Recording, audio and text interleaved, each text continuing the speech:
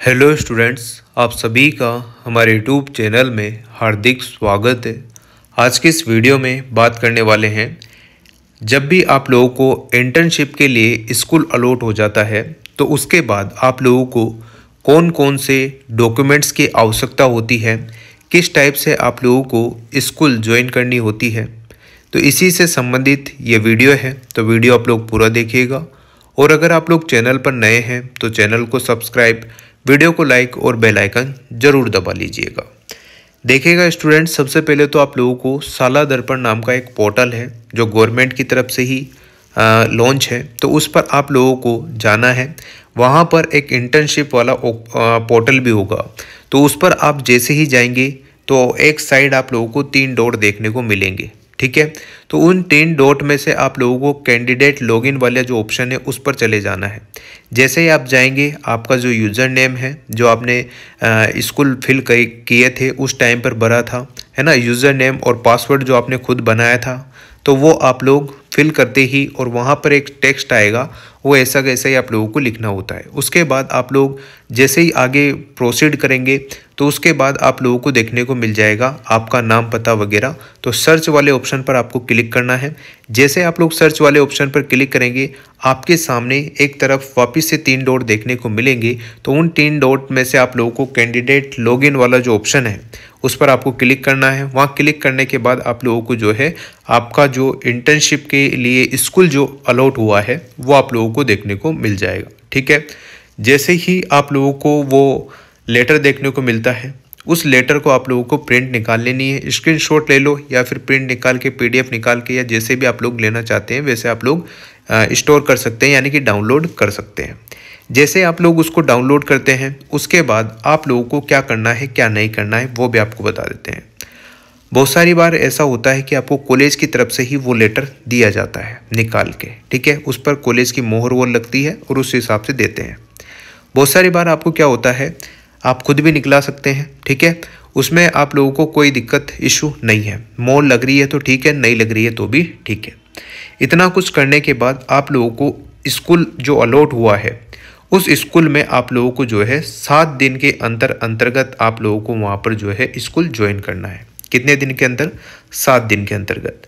तो जैसे ही मान लो आप लोगों को 11 या 12 जनवरी को आपको मान लो स्कूल अलॉट हुआ है, चाहे आप BEd के स्टूडेंट हो फर्स्ट ईयर वाले, या फिर BSc BEd BA BEd third year के स्टूडेंट हो, या फिर DLEd फर्स्ट ईयर वाले आप स्टूडेंट हैं, तो आप लोगों को सेम यही प्रोसेस करना होता है। जैसे आज मान लो आप लोगों को 12 तारीख है, ठीक, मान लो 12 जनवरी को आपको कोई भी स्कूल अलॉट हो गया, जो आपने फिल किए थे उसी में से आपको स्कूल अलॉट हो गए हैं। अब स्कूल अलॉट होने के बाद आपको एक प्रोविजनल लेटर जो ऑनलाइन आप लोगों को शाला दर्पण की साइट पर ही मिलेगा वो निकाल लेना है।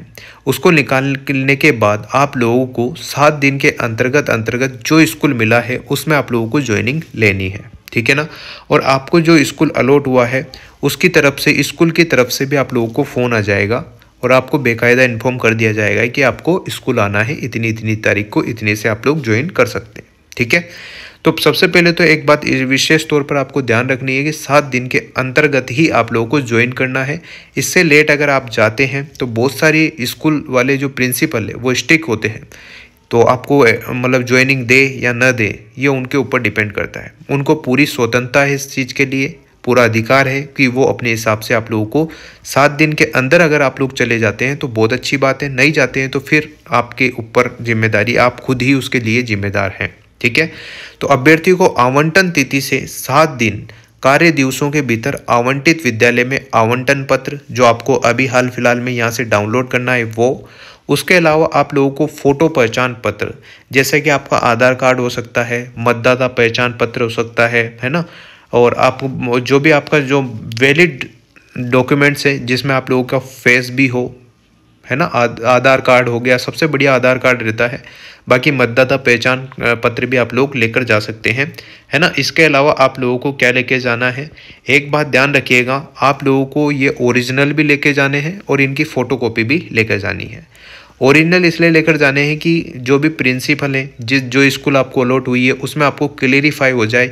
बहुत सारी बार तो आप लोग जान पहचान के होते हैं तो ज़्यादा इशू नहीं होता है, पर आपको मान लो ऐसी स्कूल मिली है जहाँ पर आपकी जान पहचान नहीं है, कम जान पहचान है या आपको नहीं जानते हैं, तो आधार कार्ड एक वो होता है आप लोगों को पहचान करने के लिए। तो वो आधार कार्ड ओरिजिनल लेकर जाते हैं आप लोग, तो ओरिजिनल आधार कार्ड वो नहीं रखेंगे, उसकी फ़ोटोकॉपी ही वो रखेंगे। ठीक है, तो ओरिजिनल आधार कार्ड आपको वापस दे दिया जाएगा देखकर, या फिर आप लोग फ़ोटोकॉपी भी लेकर जा सकते हैं। 2 फोटोकॉपी निकाल कर आप लोग आधार कार्ड की लेकर जाइएगा, और जो आपको कॉलेज अलॉट हुआ है उसकी भी 2 फोटोकॉपी आपको लेकर जानी है। फिर बात करते हैं हम आपको पासपोर्ट साइज़ के जो फ़ोटो होते हैं आपके, कम से कम 5 फ़ोटो आपको लेकर जाने हैं।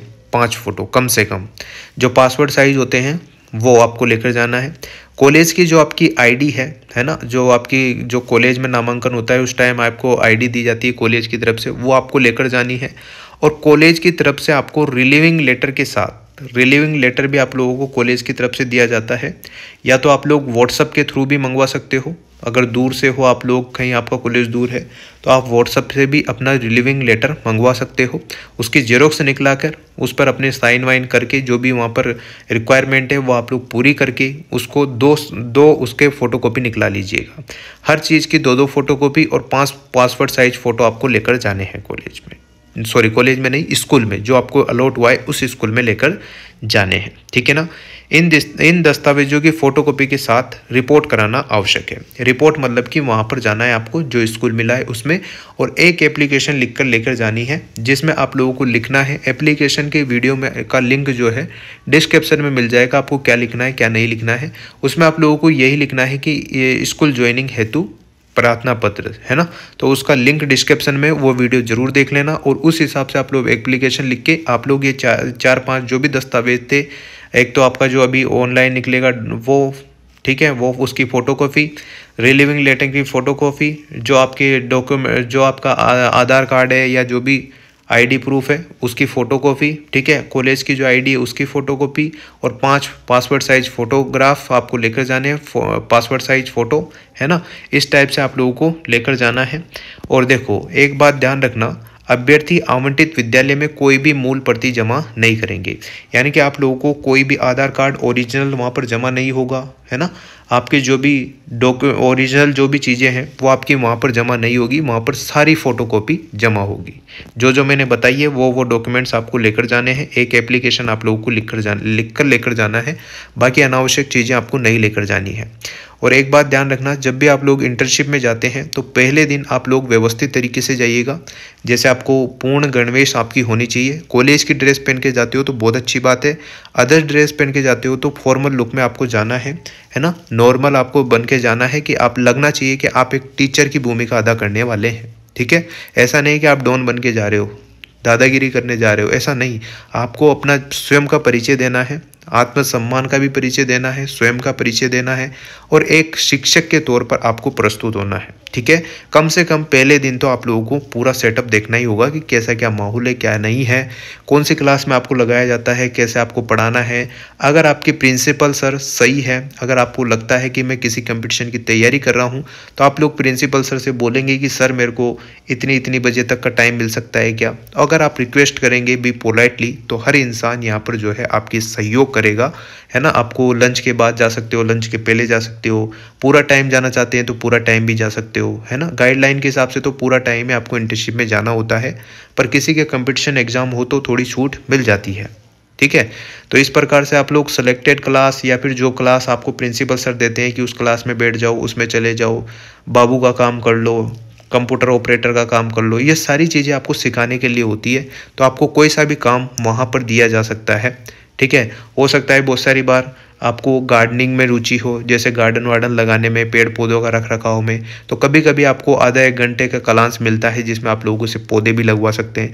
कोई सा भी कार्य आपको SUPW का कार्य हो सकता है, कोई सा भी कार्य आपसे कराया जा सकता है।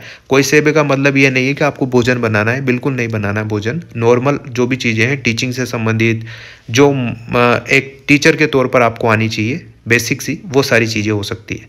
मान लो अगर आप लोग विज्ञान विषय के स्टूडेंट हैं, है ना, और आपसे मैथ पढ़ा ली जाए तो पढ़ा सकते हैं, कोई दिक्कत नहीं है।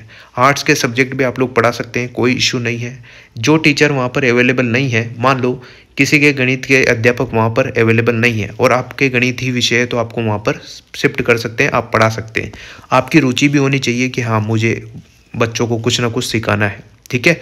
तो इस प्रकार से आप लोग इंटर्नशिप आराम से हैंडल कर सकते हैं, कोई विशेष इशू नहीं है। फर्स्ट ईयर और इंटीग्रेटेड कोर्स वाले जो थर्ड ईयर स्टूडेंट है उनके 28 दिन के करीब रहती है और इसमें आप लोगों की जो छुट्टी आती है वो काउंट नहीं होती है।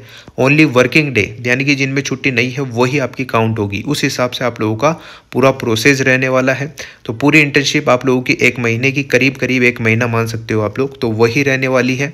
आप लोग बीच में छुट्टी भी ले सकते हैं, ज़्यादा छुट्टियाँ आपको नहीं दी जाएगी, 1-2 दिन की छुट्टी दे देते हैं तो वो आपके आगे काउंट कर ली जाती है।